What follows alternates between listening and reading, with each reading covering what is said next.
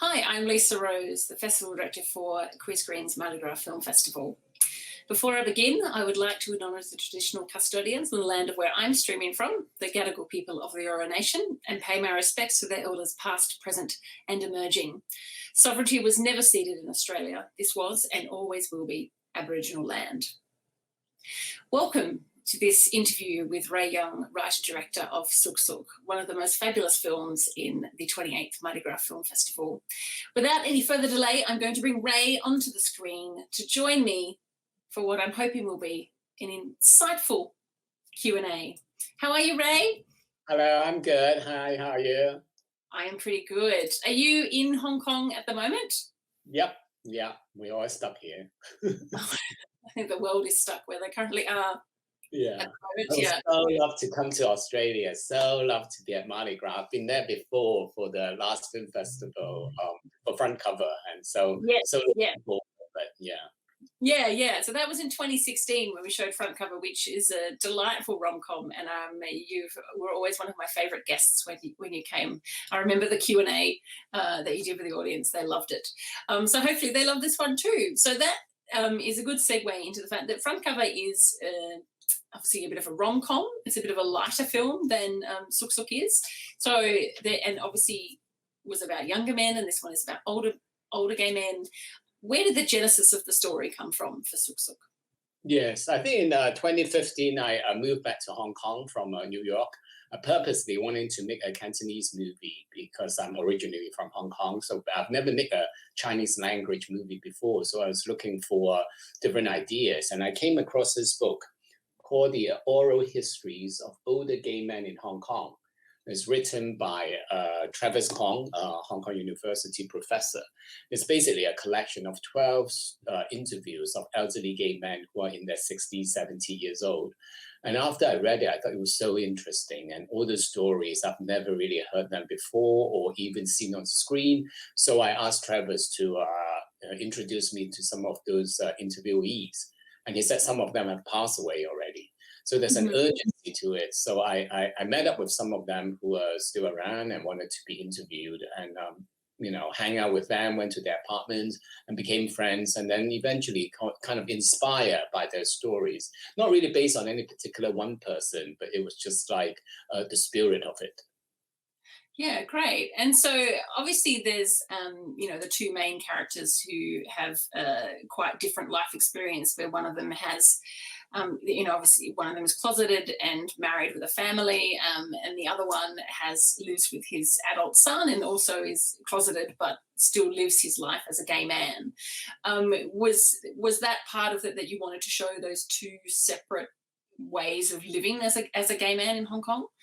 Yeah, I think because a lot of them in those days, when they were young, in a way they had to get married. I mean, first of all, homosexuality was illegal in Hong Kong until the 90s. So when they were in their 20s or 30s, when they were young, it was basically illegal. And when it's illegal, it has a lot of effects on you, because basically society is saying that it's immoral, you can be punished.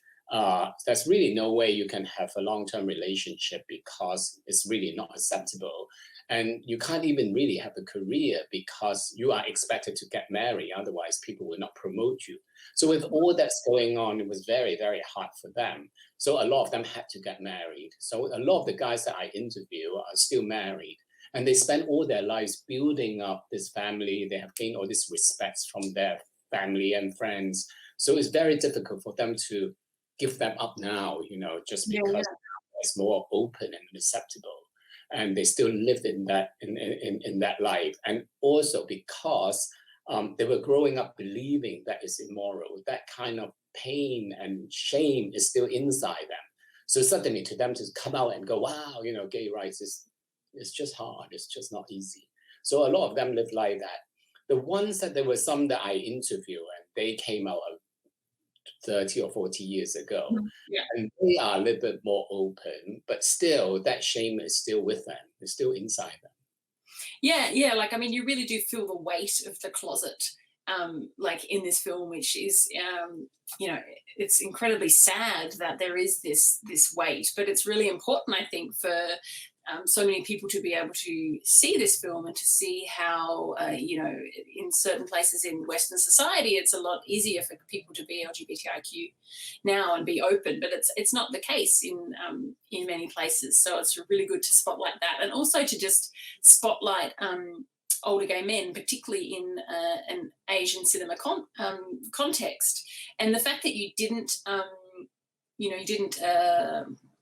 sort of shy away from the intimacy that between the two. Was that something really important, that you wanted to make sure that you saw that they were sexual beings and intimate? Yeah, because I didn't want to make a story about an older guy falling in love with a younger guy.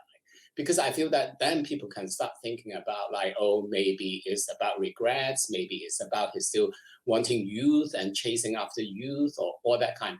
I really want it to be an old guy falling in love with an old guy, because it's kind of like celebrating that maturity that can be attractive as well. And you can still have wrinkly bodies. It doesn't need to have six packs. You can still be sexy.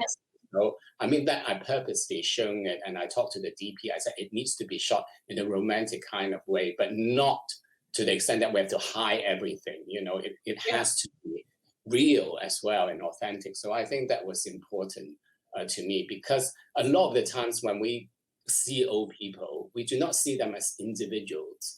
We just see them like grandparents, parents, that they need to be put somewhere up there. And the only way that we relate to them is like, oh, how's your health? Are you eating well? Are you sleeping well? We have done now a bit already.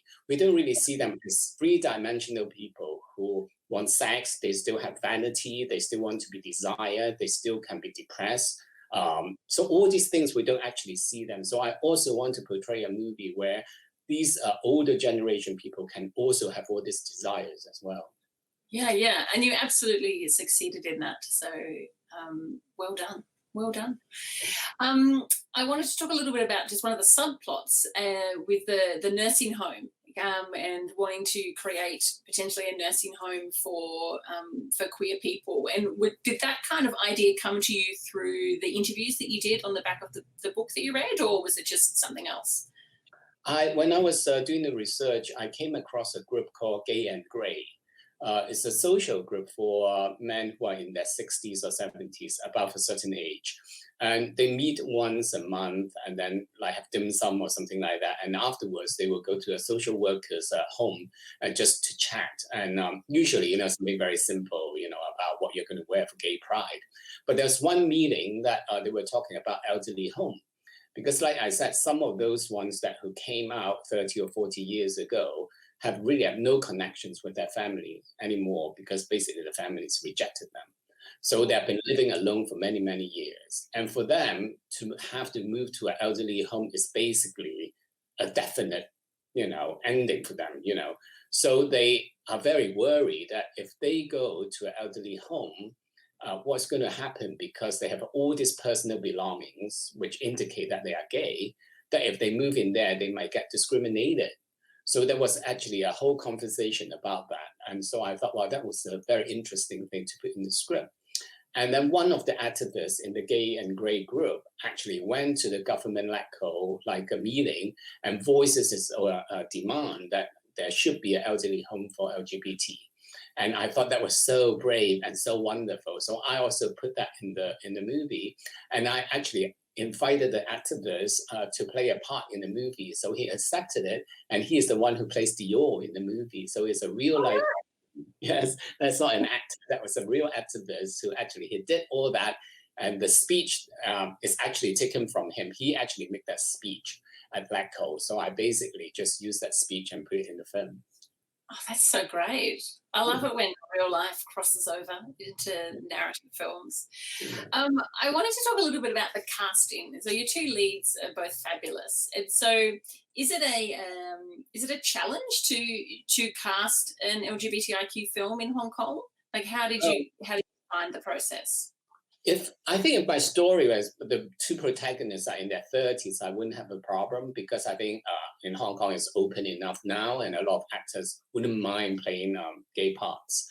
But because there is 65, 70, the two protagonists, most of the actors around the age group, they came from that kind of Shaw Brothers studio in Hong Kong, and they were all action stars or swordsmen or detectives, they're very, very macho. So they don't really understand the concept of gays. So a lot of them actually said that, why me? Why do you think that I'm suitable to play this part? So a lot of them said no right away. And then the ones who said, okay, I'm interested in reading the script, but I will not hold hands, I will not kiss, I will not be topless, I will not have sex scenes. So a list of things that they wouldn't do. So I'm not interested in working with them. So eventually there was only a small group of actors who were interested. And then Taibo, who was living in Taiwan at the time, I actually have to fly to Taiwan to talk to him and gave him the script. And then he talked to his wife and she read it, she approved it, and then he said yes. Yeah. Ben is younger actually, because I didn't want to cast a younger actor, but because by then I already exhausted, so I had to go for someone who's in his 50s. So we have to age Ben up a little bit. Yeah. Oh, okay, interesting. Yeah. But the whole process of casting took a year. Can you believe it? But I mean, you got it right. Like sometimes you've got to take the time to find what's right, and you got it right. They are both so excellent in this film. I wanted to talk a little bit about the musical score. So it's quite subdued. I think there's even no music at all for large parts of the film. And there's particular moments when you sort of first hear music. Could you talk a little bit to that? Yeah, I think we didn't want the movie to be too kind of like a grand kind of romance or too manipulative. We want the movie to be kind of like loyal to the book, which is like oral documentation. Mm-hmm. So we want to have that kind of documentary style. So we didn't want a lot of music. We just want some music to highlight it. And so we do the first part of the music. There's no music to the film until when Pak and Hoi actually kiss in the first time. So so that is the point where you can hear music. So it's kind of like a turning point in their lives, really. And so we have a musician, a composer, Veronica Lee, and she is the composer. Yeah, well, it's really lovely. You've obviously, 2020 was a bit of a crazy year. When was you premiered at Busan? Is that correct? Yes, 2019. Yeah, and then so I'm imagining there was grand plans for the film to travel the world and you to travel with it. So how have you found the adjustment as a filmmaker who I don't know how many years you were working on this project to have all your blood, sweat and tears seen in perhaps a different light to what you had originally planned?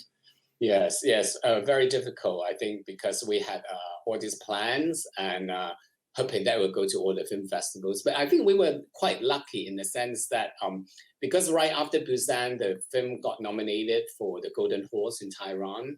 So we were able to go there. And then because of that, the film already got distribution in Hong Kong and Taiwan, distribution deals. And then after that, then we went to Berlin Panorama as well. And Berlin was still happening. There's nothing was happening in Europe at that time. So it's only right after Berlin Film Festival, then the whole Europe locked down. So in that sense, we still had that big festival kind of experience. But in terms of sale, of course, it was affected because we had a lot of interest in Berlin. And then afterwards, then it was being held because all the cinemas are closed. So things are put on hold, and it has been a long time. So with the festivals, then it all becomes virtual. So I'm doing a lot of Zoom meetings instead of people in real life. All hours, like 8 a.m. to 2 a.m. So I'm zooming all around the world in that way. Yeah. Oh, well, I'm really glad I've done a nice polite 12:30 for you. Yes, Australia good, right? Every 2 hours.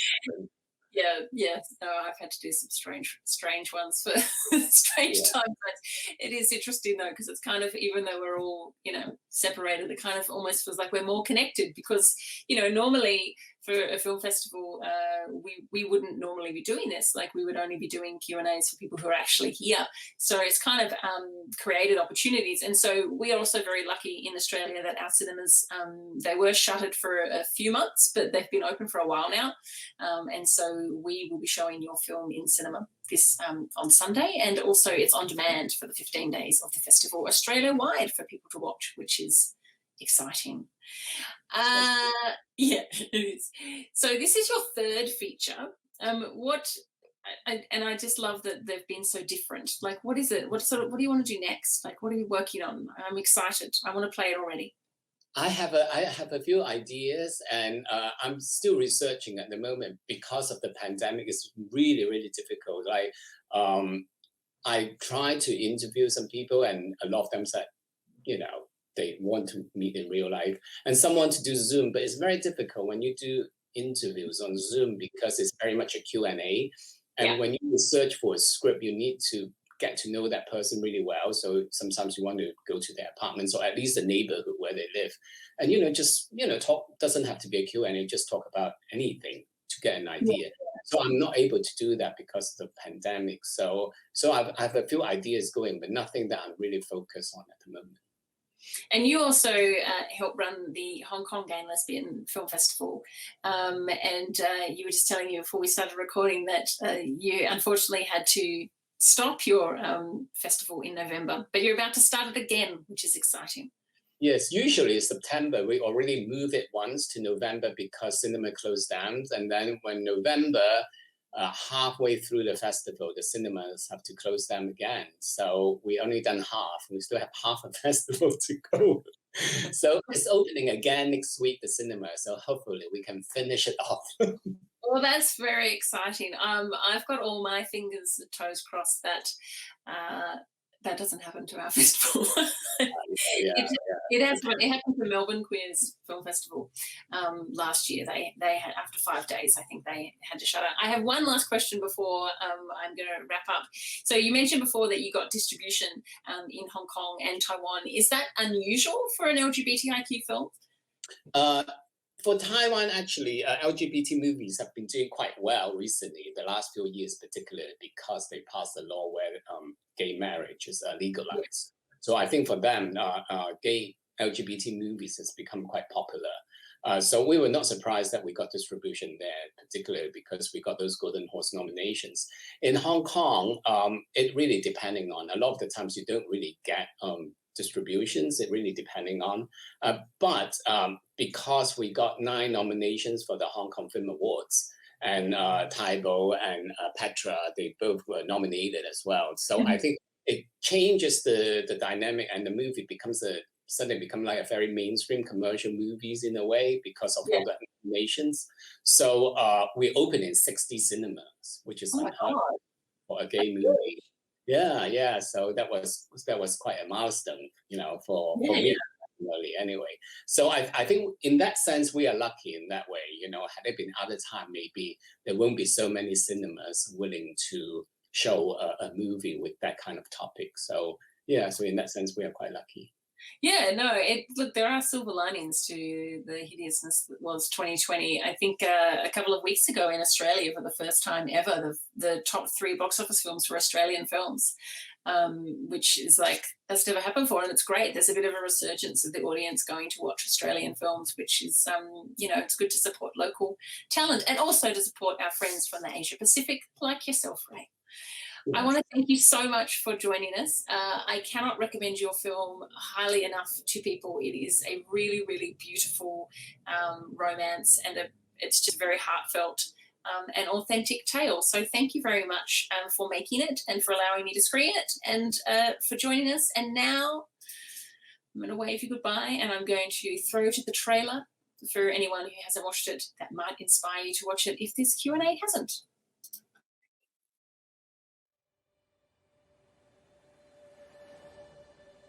我嚟香港嗰陣時，乜都冇，兩手空空。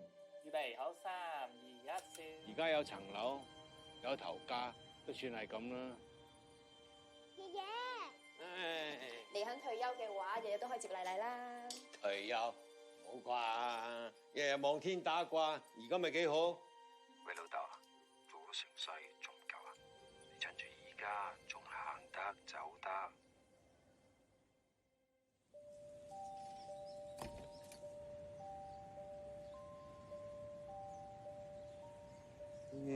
成日嚟呢度，你個樣咧就似結咗婚。我以前呢20幾年，每日踩18個鐘，我唔係走寶。阿仔你哋兩個應該都唔止10年啦，嗬？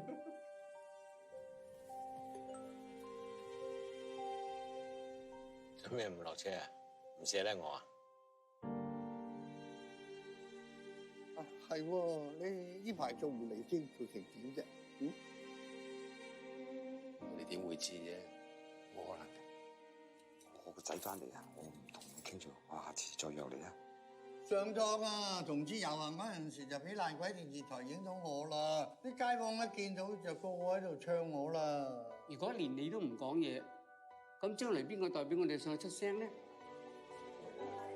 為咗前途啦，而被逼結婚，做咗我哋圈中所講嘅直人，好不容易捱到晚年啦，但我哋都唔可以做翻我哋自己。我而家揀老公唔係男朋友啊，嫁咗係一世噶啦。如果係整定啊，打西都撞得翻嘅，唔使驚。